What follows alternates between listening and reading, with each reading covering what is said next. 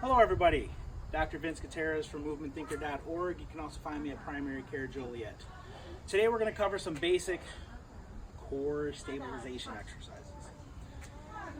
The core is not magical.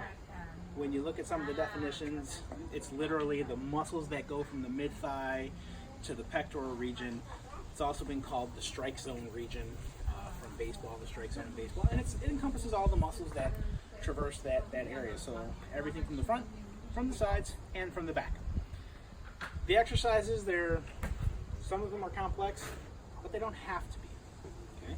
And today I'm going to show you a very basic exercise. All you need is something that weighs a little bit. Once you can do a little bit, add more, right? So I'm going to start off with a kettlebell. This is literally called suitcase carry. So you grab something that's kind of heavy, and so this is a kettlebell, it's fairly light, and you walk with it. You walk forward, you walk backwards. It doesn't matter how you walk. You can walk sideways, but you pick it up and you walk with it.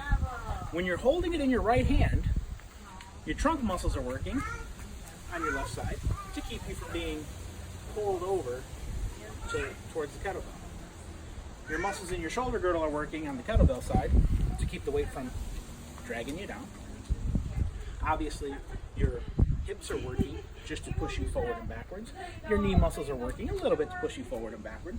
But when you stand on one leg, this is trying to pull you here, and so your hip muscles actually working, your hip abductors are working on the side opposite of the kettlebell that you're holding or the weight that you're holding. And that's important because clinically we see that a lot of the population has weak hips, weak hip abductors. And weak hip abductors have been correlated as one of the risk factors for back pain. So why is that important? Well, 8 out of 10 people have back pain. So if something you can do is as simple as pick up a weight and walk, why not? This exercise is made popularized by Dan John, so it's not me taking the credit for creating the farmer's walk. It was made popular by Dan John, but obviously created thousands of years ago because people have been picking up stuff and walking with it for eternity. Once you do this for whatever time you feel comfortable doing it, I typically do this as part of my exercise routine, and I'll walk for 1 to 2 minutes with one hand, and then switch hands, and walk again, 1 to 2 minutes.